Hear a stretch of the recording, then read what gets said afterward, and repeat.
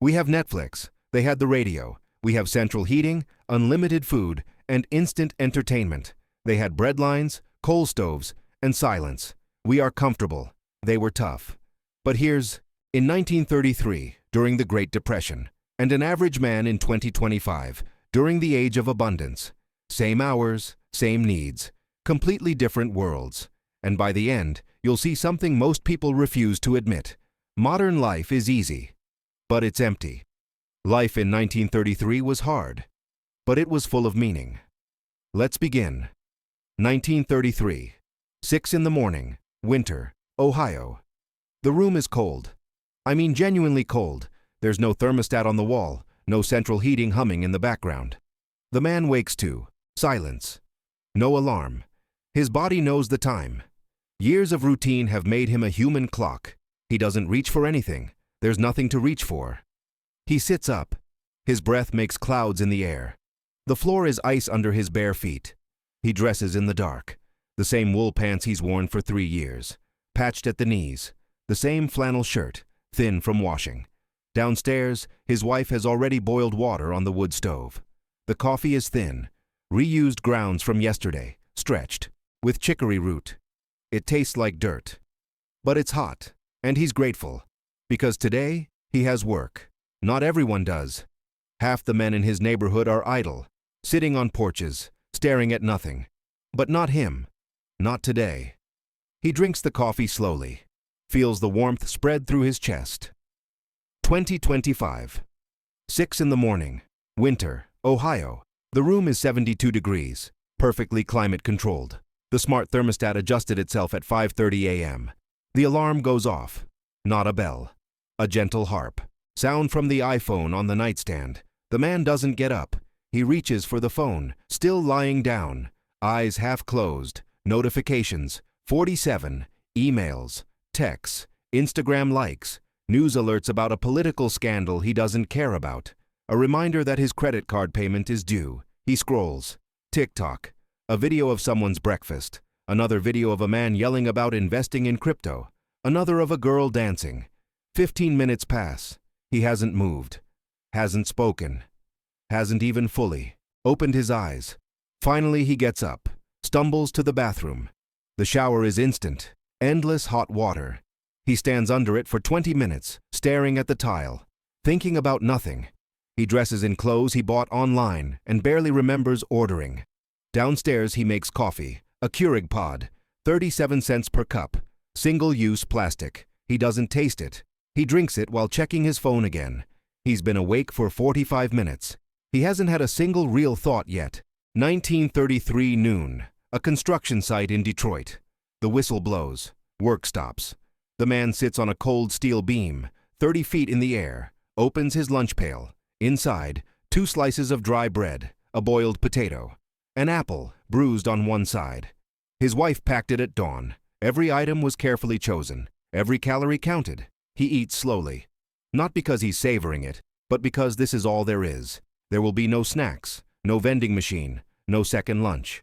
Next to him, another man eats beans. Straight from a jar. Cold. They talk. About the job. About the foreman. About the neighbor who lost his house last week. Face to face. Eye to eye. The conversation is real. It has weight. After 20 minutes, the whistle blows again. Back to work. The man folds the wax paper from his bread, puts it back in the pail. His wife will reuse it tomorrow. Nothing is wasted. 2025. Noon. An office in Austin. The man doesn't leave his desk. He opens DoorDash, scrolls past 43 restaurant options, settles on Chipotle. Again. Cost, $18.47 with fees and tip. The bowl arrives in 22 minutes. He eats it while responding to Slack messages and watching YouTube videos on his second monitor. A video essay about a TV show he's never seen. Another about geopolitics he doesn't understand. Another about productivity hacks. He doesn't taste the food. He doesn't remember eating it. 30 minutes later, the bowl is empty. He feels sluggish, overfull, vaguely guilty. He throws the container away. Recyclable, supposedly. It goes into a landfill in Indiana. He checks his phone. Instagram. Everyone is having a better lunch than him. sushi in New York, tacos in Mexico City, acai bowls in Los Angeles. He feels nothing, and also everything. Satisfied but not nourished, full but still hungry. 1933. 5 in the evening, a textile mill in North Carolina. The man's hands are raw, 10 hours of the same motion, lifting, pulling, stacking. His back aches, his shoulders burn. But the whistle blows. The shift ends. The foreman walks down the line, hands each man an envelope. Cash. The man opens it, feels the bills. $6. 48 hours of work. It's not much. In fact, it's barely enough. But it's real. He can hold it. He earned it with his body. He walks home. 3 miles. Saves the nickel for the streetcar. On the walk, he feels the weight leave his shoulders. The job is hard. The pay is low. But he kept it. In a time when millions have nothing, he has something. And tonight, his family will eat because of what his hands did today. There is pride in that. 2025. 5 in the evening. A home office in Seattle. The man closes his laptop. 8 hours of work, meetings, emails, a PowerPoint presentation that nobody read. He doesn't know what he accomplished today. He genuinely doesn't know. His job title is Customer Success Operations Coordinator. He has no idea what that means. Most days, he suspects his job doesn't need to exist. That if he stopped working, nothing would change. The company would be fine. The world would be fine. David Graeber called it a bullshit job. He's living it. His paycheck hits his account at midnight. Direct deposit. He won't see it, won't touch it. By morning, it will be gone. Rent, $2,100. Student loans, $340. Car payment, $280. Insurance, $150. Subscriptions, $97. Netflix, Spotify, Adobe, YouTube Premium, his ex-girlfriend's Hulu account he forgot to cancel. He earns $4,200 a month. He has $63 in savings. He sits on the couch. Opens his phone. He feels exhausted, but he hasn't done anything physically real all day. 1933. 8 in the evening. A farmhouse in Iowa. The sun is down. The temperature drops. Electricity is expensive. The family uses 1 lamp.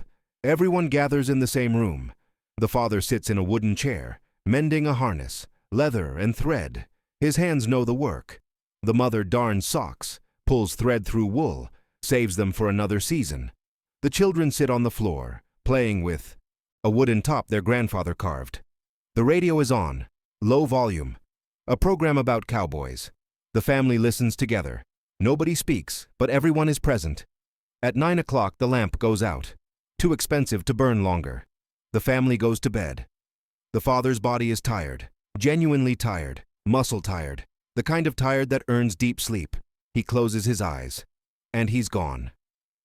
2025. 8 in the evening. A house in Phoenix. Every light is on, every room glows. The father is in the living room, scrolling Twitter.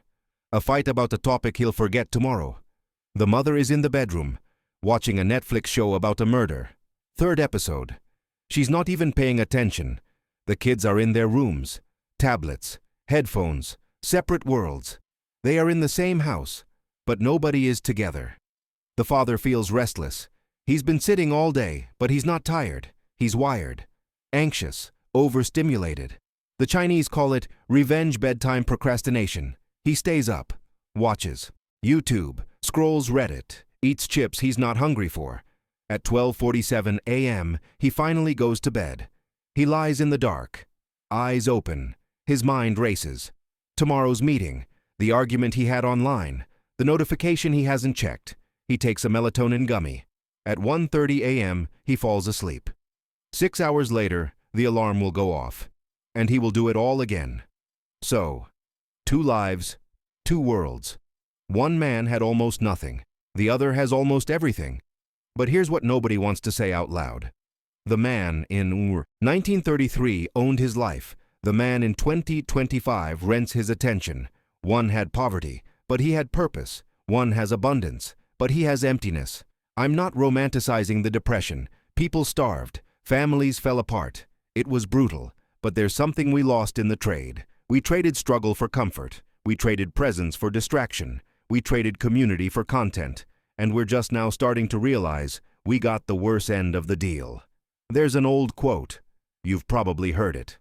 Hard times create strong men create good times create weak men create hard times. We are living in the third line, good times, weak men. But here's the truth, you don't have to be weak. You can't go back to 1933. You can't uninvent the internet, but you can recover the mindset. You can choose real work over fake productivity. You can choose presence over notifications. You can choose to build something with your hands. You can choose to sit in a room with your family without a screen. You can choose to be strong in soft times. If you want to learn how, if you want to recover the skills that made men resilient, subscribe. Because the next video will teach you something they knew that we forgot. See you there.